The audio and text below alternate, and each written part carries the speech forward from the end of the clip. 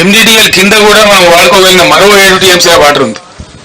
14-15 టీఎంసీల వాటరు ఇప్పుడు కూడా సాగర్లో వాడుకోగలిగే పరిస్థితి ఉంది. ఆనాడు కూడా ఈ బుడముండ కేఆర్ఎంబి ఉండే. కేఆర్ఎంబి అంటే ఎవరండి? వాడు మన సూపర్ బాసా? వాడు 2 రాష్ట్రాల మధ్య నీటి పంపిణీకి సమన్వయకర్త గంతే. వాడే మనకు బాస్ కాదు కదా. వాడికి అప్పచెప్పి టోటల్ ప్రాజెక్టును తెలివి తక్కువగా, తెలివిహీనంగా ఆ కేంద్ర మంత్రి తీయపుల్లగా మాట్లాడితే కేఆర్ఎంబి చేతుల మొత్తం అధికారాన్ని అప్పచెప్పి ఇలా నాగార్జున సాగర్ కట్ట మీదకి ఎక్కలేనటువంటి దుస్థితిని తీసుకొచ్చిన అసమర్థ ప్రభుత్వం ఎవరండి? ఎప్పుడు మమ్మల్ని కూడా కేఆర్ఎంబి నిరోధించేది, మేము దటాయించేది వాళ్ళను. మాకంటే ఆంధ్ర ఎక్కువ తీసుకున్నది పోయిన 2-3 సంవత్సరాలలో. మా క్యారీ ఫార్వర్డ్ ఇవ్వాలి, మాకు రైట్ ఉన్నదని చెప్పి వాళ్ళు ఆపిన తూములు లేపి 4 తళ్ళు 3 తళ్ళు ఇచ్చినాం. 8 పంటలు నాగార్జున సాగర్ కింద 1 ఎకరం కూడా ఎండ లేకుండా పండించినాం. దాదాపు 18 పంటలు కొన్ని వర్షాలతోని దాదాపు 2 సంవత్సరాల పాటు ఎండనీయలే, 1 ఎకరం కూడా ఎండనీయలే. ఇవాళ ఎందుకు 1,00,000 ఎకరాలు ఎండిపోయింది సాగర్ కింద? ఎందుకు అల్లాడుతున్నది రైతాంగం? ఇది బాధ కాదు రైతులది. చిల్లర కాయగూరకుడు మాటలు, పూటగొప్ప PR స్టంట్ పెట్టి అని లంగా ముచ్చలు ప్రచారం చేసి ప్రజలు పట్టరా? రాజకీయాలు చేద్దాం, మత్తుగా చేద్దాం రాజకీయాలు. మేము కూడా చాలా చేసినాం, చాలా మందిని పాత్రలు పెట్టినాం, చాలా మందిని ఎత్తినాం, చాలా మందిని ఎక్కినాం, మేము గద్దెలు ఎక్కినాం. 10 సంవత్సరాలు మేము కూడా పరిపాలన చేసినాం. అదంతా పెద్ద గొప్ప విషయం కాదు. అధికారం వస్తూ ఉంటుంది, పోతూ ఉంటుంది, నథింగ్ గ్రేట్ అబౌట్ ఇట్. కానీ ప్రజలు ఎక్కడ పోవాలా? నీ రాజకీయం నా రాజకీయం అంతా ప్రజలు కదా, ముఖ్యంగా రైతాంగం కదా, గ్రామాలు కదా. పట్టుబొమ్మల్లాగా ఉన్న పల్లెసీమలలో ఎలా బోరు బండ్ల హోరు వినిపిస్తూ ఉన్నది. బంద్ అయినాయి బోరు బండ్లు. గత 8 నెలలుగా బోరు బండి కనవల్లే, అడ్రస్ లేకుండే. కరెంటు వైండింగ్ మోటార్లు మళ్ళీ అద్భుతంగా రోజుకు 20-30 మోటార్లు వైండింగ్ చేస్తూ ఉన్నాయి. అవి కనబడలే, మాయమైపోయినాయి. తెలంగాణ రాష్ట్రం నుంచి జనరేటర్లు అమ్ముకునే దుకాణాలు పారిపోయినాయి. ఇన్వర్టర్లు, కన్వర్టర్లు, స్టెబిలైజర్లు అమ్ముకునే దుకాణాలు దివాలా తీసినాయి తెలంగాణలో. మళ్ళీ అవి కొనే దుస్థితి ఎందుకు వస్తూ ఉన్నది ఈ రాష్ట్రంలో? మిషన్ భగీరథ దాన్ని పట్టించుకున్న నాదుడే లేడు. నేను ఒక 2-3 జిల్లాల ఇంజనీర్లు అడిగిన, ఏమిరా నాయన ఏందిది, మీరే కదా నడిపాను, నిర్మించింది మీరే, నడిపింది మీరే, ఏమైందంటే సార్ దీనిలో అసలు కిటుకు వేరే ఉన్నది, అడిగేవాళ్ళు లేడు.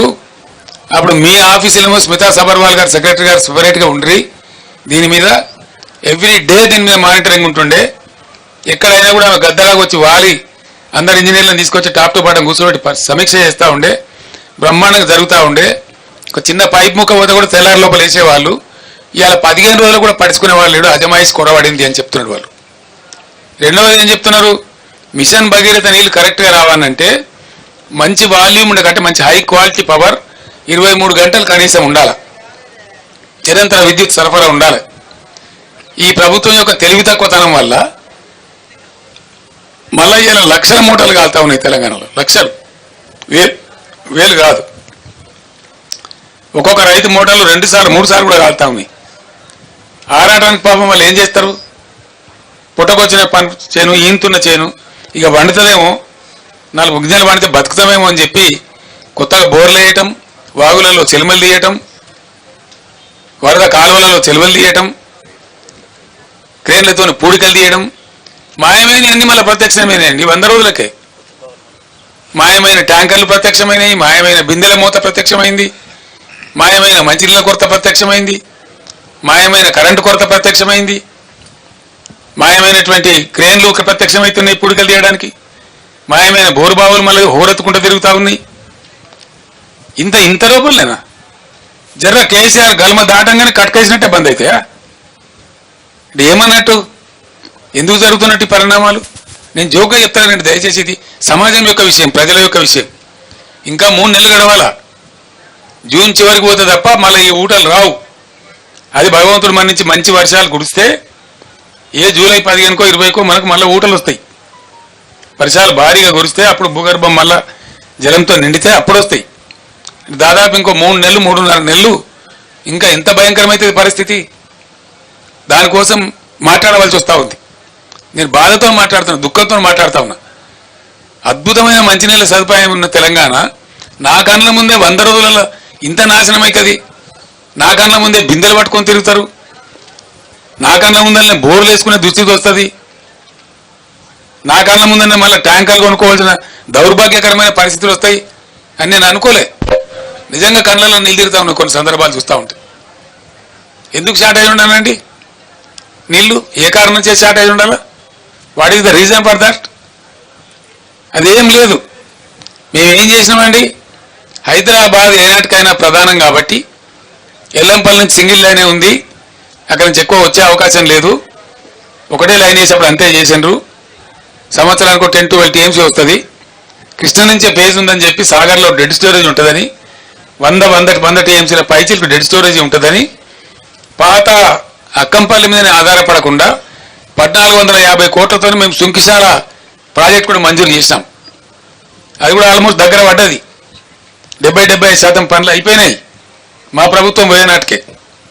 నేను మొన్న కాంట్రాక్టర్ని అడిగిన, ఏమిరా ఎంతవరకు వచ్చింది పని అని అడిగితే, సార్ ఈ గవర్నమెంట్ చేయమని చెప్తే మేము 2 నెలలు 3 నెలలు చేసి అందిస్తాం సార్ అని చెప్తున్నారు వాళ్ళు. ఒకసారి అది మళ్ళీ కలిసిందంటే బ్రహ్మాండంగా అసలు నీటి సప్లై డోకా ఉండదు. సాగర్లో పూర్తి స్థాయి నీటి మట్టం వాడుకునేటువంటి పరిస్థితి ఉంటుంది. 100 TMCలు ఉంటుంది కాబట్టి ఇవి ఏం చేయకుండా, ఇవి ఏం పట్టించుకోకుండా, దీని మీద సమీక్షలు లేకుండా అడ్డగోలు మాటలు, అడ్డగోలు పిచ్చి ప్రచారాలు చేసుకుంటా ఎంతసేపు విపక్షాన్ని బదనాం చేయాలి, గత ప్రభుత్వాన్ని బదనాం చేయాలని ఒక చిల్లర, చాలా చీప్ టాక్టిక్స్ తప్ప ఏం కనపడతలేదు. మేము ఆనాడు ఒక పద్ధతి మార్చేసాం. నేను ముఖ్యమంత్రి ఉండే టైంలో భయంకరమైన రాళ్లవానం వచ్చి ఖమ్మం జిల్లాలో అనేక జిల్లాలలో పంట నష్టం జరిగింది. మహబూబాబాద్ జిల్లాలో, ఖమ్మం జిల్లాలో, చాలా జిల్లాలలో నేనే స్వయంగా పోయి పరిశీలన చేసాను ఏంది ఎంతవరకు జరిగిందని చెప్పి. నిజంగానే ఘోరంగా దెబ్బతిన్నది. 100% పంట పోయింది. కానీ పంట నష్టం ఇచ్చే పరిస్థితి ఏంది? ఆ రోజు వరకు కూడా కేంద్ర ప్రభుత్వం నివేదిక పెట్టాలి, ఆ తోకగాలు రావాలి 3 నెలలకు, వాడు వచ్చే వరకు ఏమి ఉండదు, వాడు ఉల్టా రిపోర్ట్ రాయాలి, వాడేమి ఇయ్యాడు, వీడు తీసుకోడు, రైతుకు అందదు. దాంతో నేనే నిర్ణయించి, రైతులు బలపడుతున్నారు కాబట్టి తెలంగాణ రాష్ట్రంలో మంచిగా అవుతున్నారు కాబట్టి మళ్ళా వాళ్ళ పరిస్థితి దిగజారద్దని చరిత్రలో ఎప్పుడు లేని విధంగా ఎకరానికి 10,000 రూపీస్ ఇచ్చిన నేను, ఇన్స్టెంట్ శాంక్షన్.